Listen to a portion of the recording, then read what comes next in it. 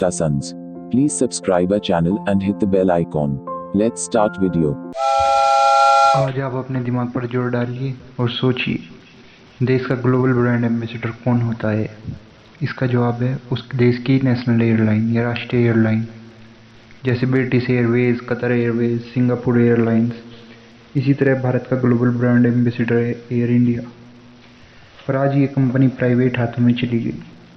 इसे आप ऐसे भी देख सकते हैं कि ये कंपनी अभी बेच दी गई, जिसका लंबे समय से इंतजार चल रहा था। टाटा सन्स ने आज इस कर्ज में डूबी कंपनी को 100% हिस्सेदारी, जिसे आप एयर इंडिया एयरलाइन कहते हैं, 100% हिस्सेदारी 18,000 करोड़ रुपए में खरीद ली। आपको ये याद रखना है, टाटा ने एयर इंडिया को खरीद लिया है 18,000 करोड़ रुपए में। ये खबर इसलिए बड़ी है, टाटा सन्स की पहले से ही एविएशन सेक्टर में विस्तारा और एयर एशिया में हिस्सेदारी है। विस्तारा में 51% और एयर एशिया में 84%। टाटा सन्स पहले से ही 2 एयरलाइन कंपनियां चला रहा है। एयर इंडिया के बाद टाटा के पास एविएशन मार्केट में 25% की हिस्सेदारी हो जाएगी। इस वक्त किस एयरलाइन का कितना मार्केट शेयर है ये आप अपनी स्क्रीन पर देख सकते हैं। भारत के आसमान में आप यहाँ देख सकते हैं एयर इंडिया का जो मार्केट शेयर है वो है 13.3%। इंडिगो इसमें सबसे बड़ा प्लेयर है, उसकी हिस्सेदारी लगभग 57 से 58% की है। गो फर्स्ट जो पहले गो एयर हुआ करता था उसका 6.8%। विस्तारा जो शेयर इसमें समय है वह है 8.2%। Air Asia 4.4%। स्पाइसजेट 8.9%। अब टाटा ग्रुप भारत में 3 एयरलाइन चलाएगा, विस्तारा, एयर एशिया और अब एयर इंडिया भी चलाएगा। वैसे एयर इंडिया की टाटा समूह में घर वापसी है। टाटा ने ही आज से 89 साल पहले सन 1932 में एयर इंडिया की शुरुआत की थी। तब इसका नाम एयर इंडिया नहीं टाटा एयरलाइन हुआ करता था, जो बाद में बदलकर एयर इंडिया कर दिया गया। इसकी शुरुआत मशहूर उद्योगपति जे.आर.डी. टाटा ने की थी। दूसरे युद्ध के बाद जब दुनिया के दोबारा विमान सेवा बहाल की गई, टाटा एयरलाइन ने तब 1946 में पब्लिक लिमिटेड कंपनी बना दिया गया और इसका सरकार ने 49% शेयर तत्कालीन सरकार ने खरीद लिया। वर्ष 1953 में जब जवाहरलाल नेहरू की तत्कालीन सरकार ने इसको पूर्ण रूप से अधिग्रहण कर लिया। यह आज तक सरकार के कब्जे में है, लेकिन 68 वर्ष के बाद आज ये एयरलाइन टाटा ग्रुप के पास चली गई है। हालांकि सवाल यह है कि इस डील से आपको क्या फ़ायदा होगा, जनता को क्या फ़ायदा होगा। क्या टाटा एक बीमारू घाटे में चल रही कंपनी को एक प्रॉफिटेबल कंपनी में बदल पाएगा? क्या लाभ देने वाली कंपनी में बदल पाएगा? पिछले 10 वर्ष में केंद्र सरकार ने इसमें 1 लाख करोड़ रुपए खर्च किए हैं। ये खर्च राफेल लड़ाकू विमान की डील पर खर्च हुए 69,000 करोड़ रुपए से लगभग दोगुना है। सरकार ने इसे चलाने की भरपूर कोशिश की। बहुत सारी कोशिशों के बावजूद एयर इंडिया प्रतिदिन 20 से 25 करोड़ रुपए का घाटा उठाना पड़ रहा है। एक दिन का घाटा 20 से 25 करोड़। सोचिए सरकार इसे कब तक चलाती।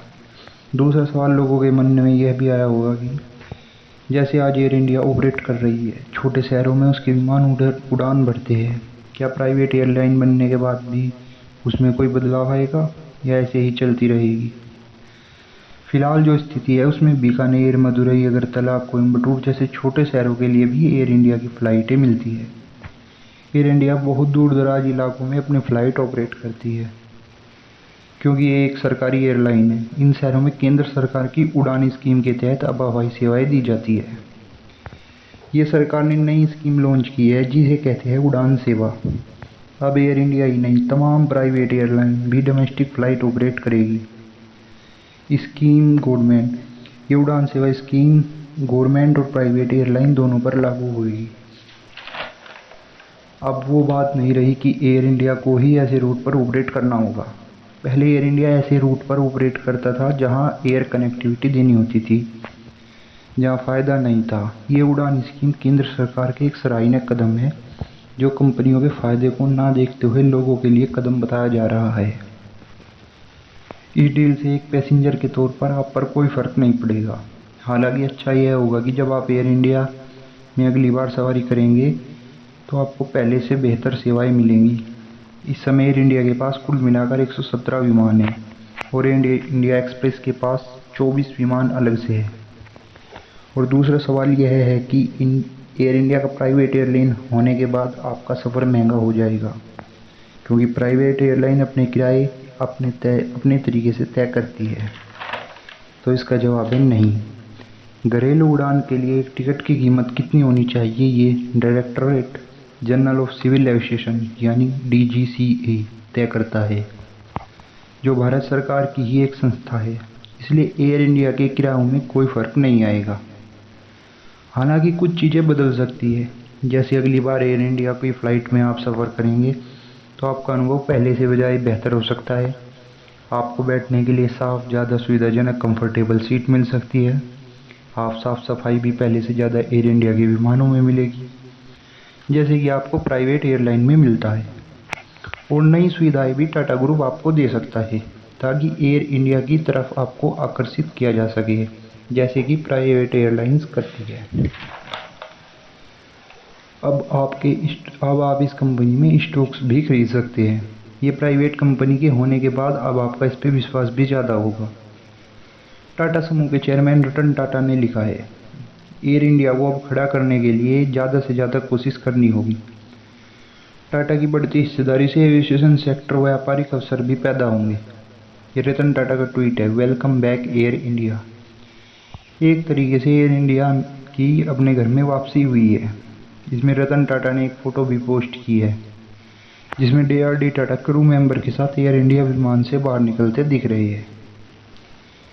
भारत सरकार इससे बाहर निकलने की बहुत सी कोशिशें कर रही थी, पर कोई सफलता नहीं मिल रही थी।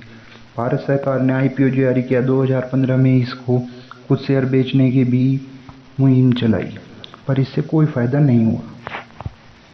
कर्ज बढ़ता गया। रतन टाटा एक मसीहा बनकर आज एयर इंडिया को एक नया जीवन दिया। हम आपसे इतना ही कहेंगे, भविष्य में आप टाटा एयर इंडिया को एक मजबूती के साथ एविएशन मार्केट में स्थापित करेंगी। धन्यवाद। ऐसे ही वीडियो देखने